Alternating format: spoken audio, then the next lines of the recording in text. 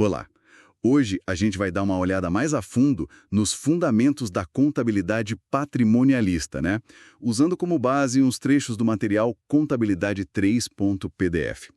A ideia aqui é desvendar como que a estrutura patrimonial e de resultados de uma empresa se organiza e, claro, o que isso mostra sobre a saúde financeira dela. Para começar, esse material já aponta de cara a teoria patrimonialista, né? Que basicamente separa as contas em dois grupões. É isso? Exatamente. De um lado, a gente tem as contas patrimoniais. Que são o ativo, o passivo e o patrimônio líquido. Pensa nelas assim como se fosse uma fotografia da empresa, sabe? No momento específico. Elas que formam o balanço patrimonial. E o mais importante, os saldos delas passam de um ano para o outro. Eles continuam. Uma fotografia, boa analogia. E o outro grupo? As dinâmicas mostram o desempenho, tipo, o filme da empresa durante um período, elas que vão mexer no patrimônio líquido para cima ou para baixo, são a base da DRE, a demonstração do resultado do exercício, e diferente das patrimoniais, os saldos delas são zerados no fim do período. Começa tudo de novo. Entendi. Faz sentido. Foto versus filme. Então vamos focar na foto primeiro. Esses componentes patrimoniais, ativo, passivo, patrimônio líquido. O que eles representam exatamente? Começando pelo ativo. Certo. O ativo, olha, é basicamente tudo que a empresa controla e que pode gerar algum benefício econômico no futuro, sabe?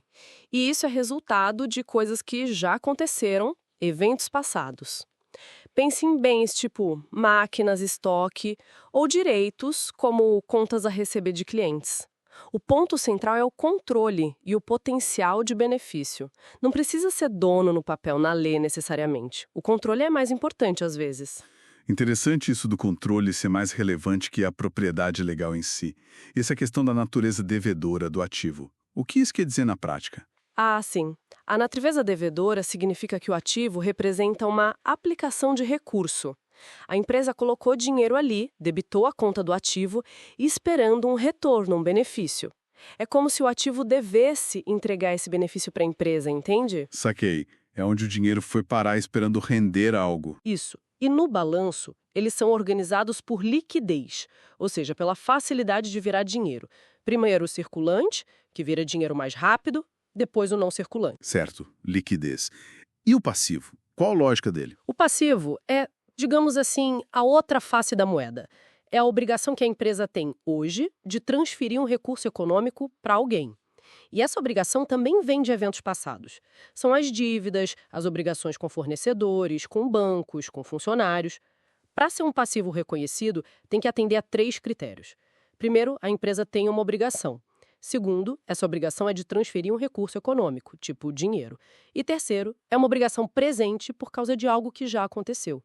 Representa de onde veio o dinheiro de terceiros para financiar a empresa. E aqui o material entra numa distinção que parece crucial. Provisão versus passivo contingente. Por que essa diferença é tão importante? Ah, isso é fundamental para entender o risco da empresa. Uma provisão é um passivo, sim, só que ele tem uma incerteza, ou no prazo de pagamento ou no valor exato. Pensa numa provisão para garantia de produto que você vendeu, ou um processo judicial que a empresa provavelmente vai perder. É uma obrigação que existe hoje, é provável que vai exigir saída de dinheiro, mesmo sem saber o valor exato ou a data. Por isso ela é reconhecida, ela entra lá no passivo do balanço e afeta o resultado do período. Ok, a provisão é uma dívida quase certa. Só não se sabe os detalhes.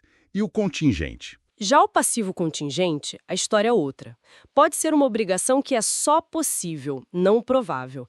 Ela depende de um evento futuro incerto acontecer ou não.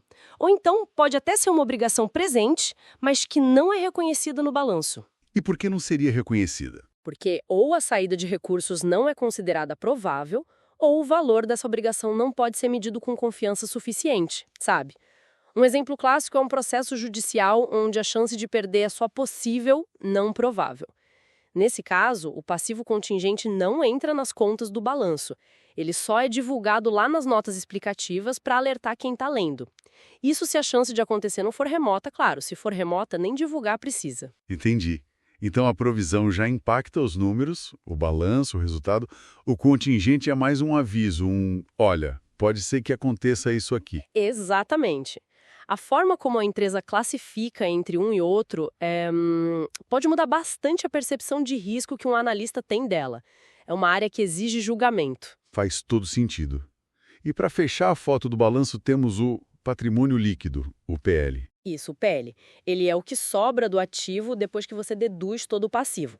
É o famoso PL igual ativo passivo. Representa o valor residual, a participação dos donos, dos sócios na empresa. Inclui o capital que os sócios colocaram inicialmente, os lucros que foram reinvestidos ao longo do tempo, que são as reservas, e outras contas. É a fonte de financiamento própria da empresa, o dinheiro dos donos. E tem aquela situação preocupante, né? O passivo a descoberto. Pois é. Se o passivo for maior que o ativo, significa que as dívidas superam tudo que a empresa tem. Aí o PL fica negativo, e a gente chama isso de passivo a descoberto. É um sinal vermelho bem forte sobre a solvência da empresa. Ok, fechamos a foto do balanço. Agora, vamos para o filme, para DR, falando de receitas. O que define uma receita na contabilidade? As receitas são basicamente aumentos nos benefícios econômicos durante o período. Isso resulta em aumento do patrimônio líquido, mas, atenção, não pode ser por aporte dos sócios, tá? Tem que vir da atividade da empresa. Pense em vendas de mercadorias, prestação de serviços, recebimento de juros. E o ponto crucial aqui, que o material bate bastante na tecla, é o regime de competência. Regime de competência. O que isso significa na prática para a Receita? Significa que a receita é reconhecida, é registrada na contabilidade quando ela é ganha, quando o fato gerador ocorre, ou seja, quando a venda é feita ou o serviço é prestado. Não importa se o dinheiro entrou no caixa ou não naquele momento. A entrada de caixa é regime de caixa. Outra coisa, a contabilidade usa competência. E por que essa abordagem de competência é considerada, digamos, mais fiel à realidade econômica do que só olhar o dinheiro entrando? Porque ela casa a receita com o esforço que a empresa fez para gerar aquela receita naquele período. Dá uma visão muito mais precisa do desempenho real da empresa no mês, no ano. Se você olhasse só para o caixa, uma grande venda feita a prazo, por exemplo, não apareceria como receita naquele mês, só quando o cliente pagasse. Isso distorceria a análise do desempenho daquele período, né? Entendi. Liga a receita ao momento em que ela foi, de fato, conquistada. Exato. E as despesas seguem a mesma lógica, só que ao contrário. São reduções nos benefícios econômicos que diminuem o patrimônio líquido. De novo, excluindo as distribuições de lucro para os sócios.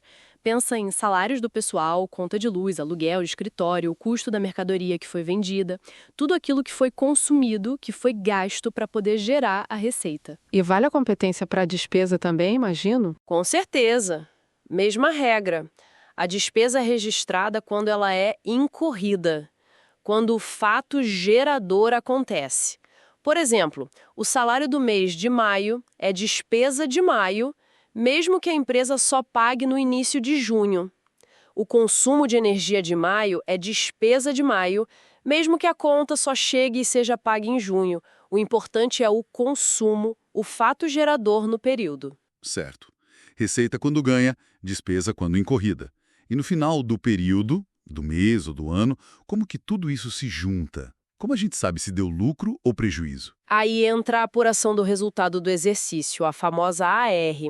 É bem direto, na verdade. A gente pega todas as contas de receita do período e soma.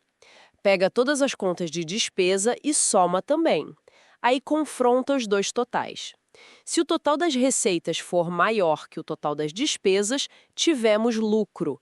Esse lucro vai lá para o balanço patrimonial, aumentando o patrimônio líquido. E se for o contrário? Se as despesas forem maiores que as receitas, aí tivemos prejuízo. E esse prejuízo também vai para o balanço, só que diminuindo o patrimônio líquido. É assim que o filme da DRE atualiza a foto do balanço. Perfeito. Então, para resumir e entender esses 5 elementos: ativo, passivo, patrimônio líquido, receita e despesa, e como eles são registrados seguindo o regime de competência. E a ideia da essência econômica sobre a forma legal é a base para conseguir ler o que a contabilidade está contando sobre uma empresa, né? Exatamente, é a linguagem dos negócios. Dominar esses conceitos permite decifrar a real situação financeira e o desempenho de qualquer entidade. E fica até uma reflexão, né? Pensando nessas nuances, como, por exemplo, a decisão de classificar um item como provisão ou só divulgar como passivo contingente, ou até mesmo decidir se um gasto é uma despesa do período ou um investimento que vai para o ativo. Como essas decisões, que às vezes são em áreas meio cinzentas, podem influenciar a percepção de quem está de fora sobre o risco, sobre a solidez da empresa, mesmo que os fatos por trás sejam os mesmos. É algo para se pensar quando a gente analisa as demonstrações financeiras, lê nas entrelinhas. Excelente ponto para finalizar. Fica aí a provocação para quem nos ouve. Muito obrigado pela conversa. Eu que agradeço.